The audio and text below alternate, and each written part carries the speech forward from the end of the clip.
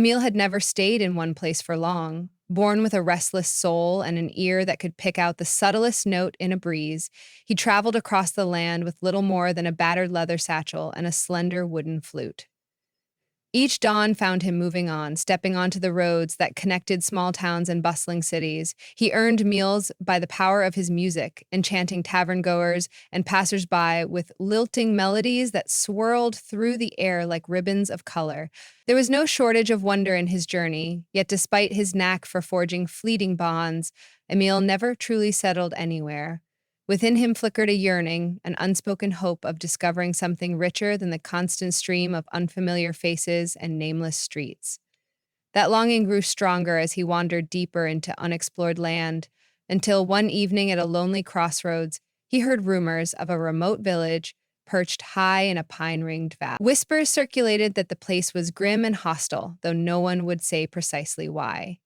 Undeterred, Emil resolved to see for himself if melody could melt what rumor described as hearts turned cold.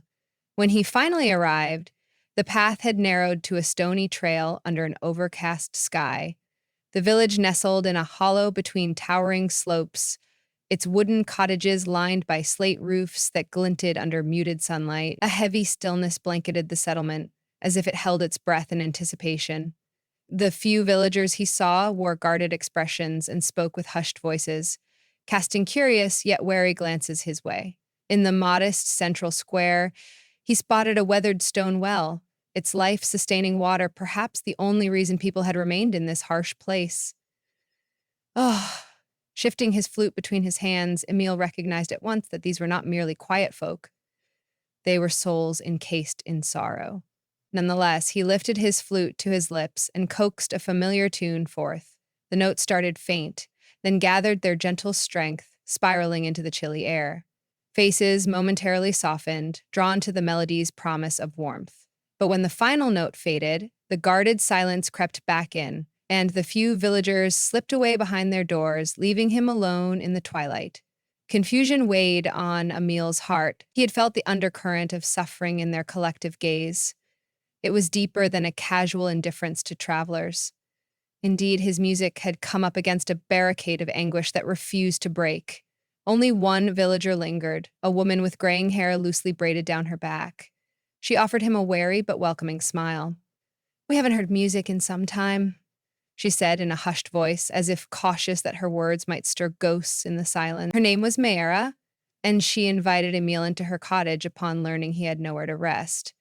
On the walk, she recounted the village's misfortunes, first a drought, then a plague that decimated their numbers. Weary of false hopes, the villagers had turned inward, their capacity for joy all but buried beneath grief and fear.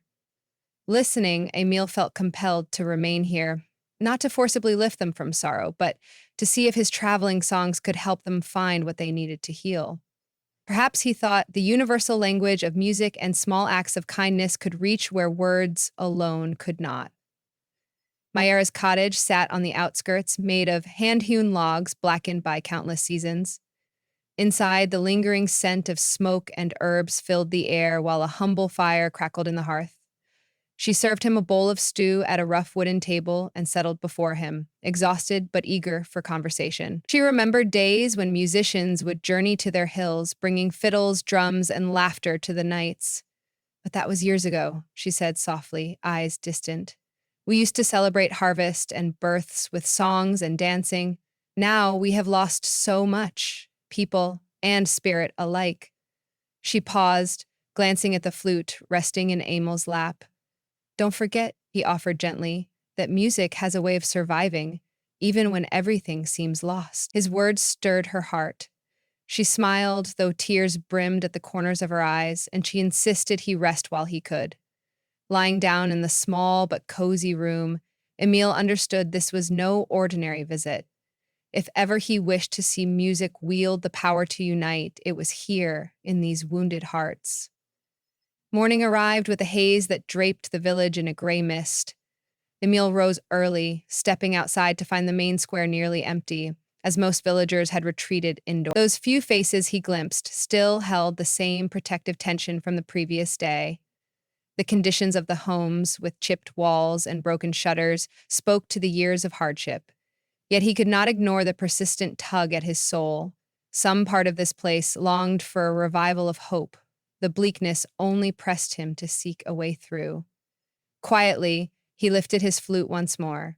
Determined to try a different approach, he played a subdued tune, one laced with compassion, meant to resonate with the sorrow these people carried. Slowly, a few paused to listen. Though uncertain and hesitant, they seemed magnetized by the gentle sadness of the melody. If he could not give them immediate joy, he could at least echo their pain back in a shared expression that said, "I see you." The notes drifted into the boundless hush, coloring it with empathetic chords. Eventually, one by one, they broke away to resume their tasks, but Emile caught fleeting looks of raw emotion. Beneath grief's layers, a new sense of possibility flickered. Among those who lingered at the edges was Reynal, a broad-shouldered farmer whose fields had yielded barely anything in recent seasons.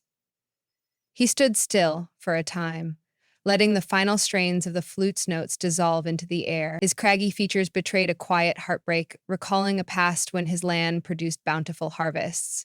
A mother stood nearby, gently rocking her infant. Tears shimmered in her eyes, perhaps recalling lullabies once sung by her own mother. Moved by these responses, Emile allowed the tune to evolve into a slightly more hopeful refrain, as if guiding them gently out of their grief.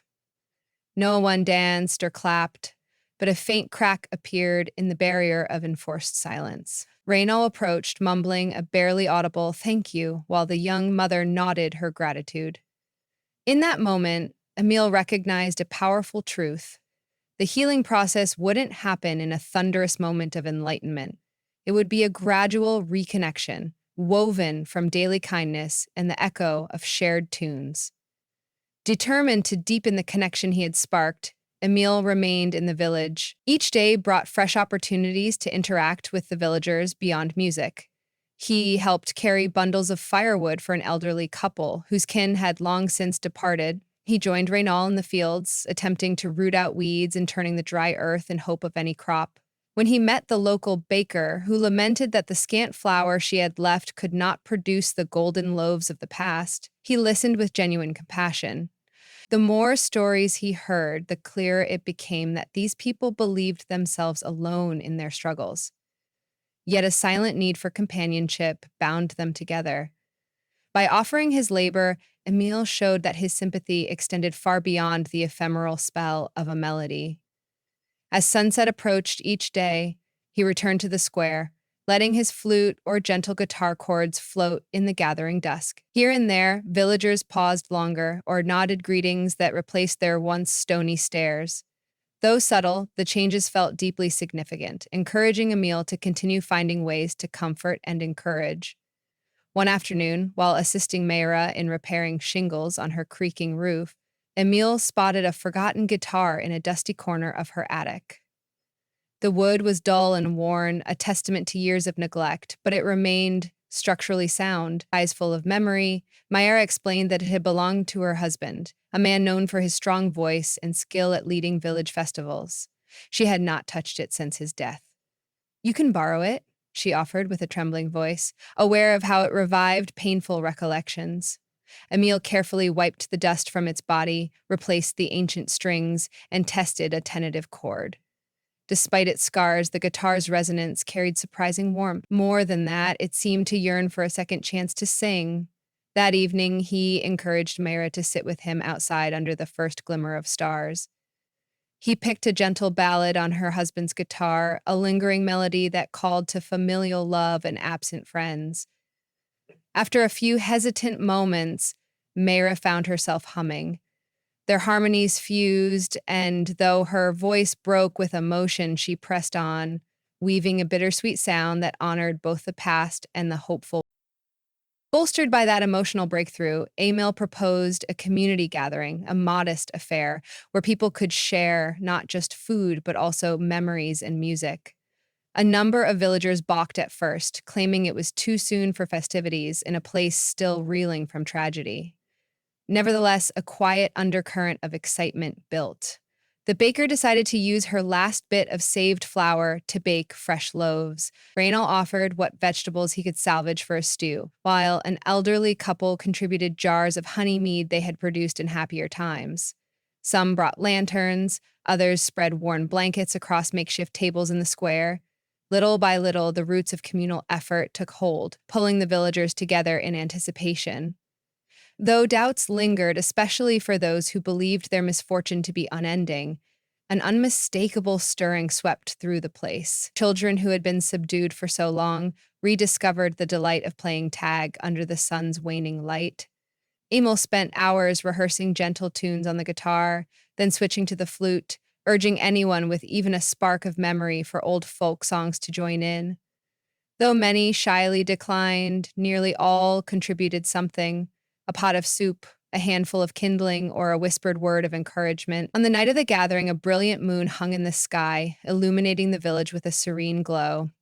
The square's worn cobblestones felt transformed, lit by dozens of lanterns arranged in a loose circle around the tables. Inside that warm ring, villagers placed the simple dishes they had prepared: fresh bread, meager soups, stews, and even pastries from closely guarded supplies. Emil stood in front, guitar slung over his shoulder, heart pounding with nervous anticipation. He began by strumming a soft, inviting melody that rolled gently through the hush. For an instant, no one moved, as if torn between yearning to respond and the habit of keeping to themselves. Then, Mara's voice rose in harmony, a sweet, trembling note that swelled with courage. Another villager joined, tapping out a small drum beat. Soon enough, a ragged chorus emerged. The sound was far from perfect, but that was precisely its magic. They were singing together. Echoes of the plague and the harvest failures swirled in the air. Yet the fear that had once isolated them began to dissolve under the collective resonance of their voices. Neighbors who seldom spoke found themselves swapping stories and laughter between songs. Children burst into giggles when they tried, and often failed, to clap in time. The music revealed the village's soul, battered but unbroken, waiting for a spark to reignite. As hours passed, the tunes took on many forms, from hopeful folk ditties recalling harvests to haunting lullabies honoring lost loved ones. With each piece, hearts seemed to stitch themselves together. Renal stepped forward to sing a stirring country ballad from his grandfather's era, letting go of his usual guardedness to share in the communal moment. The baker, her face glowing, led others in claps and sways, even as tears brimmed when she recalled the old days of bustling shops and joyous feasts. At one point, an elderly man who had remained silent throughout the night surprised everyone by pulling out a lute. He plucked out a trembling tune, too hoarse for singing, yet vibrant enough to provoke applause.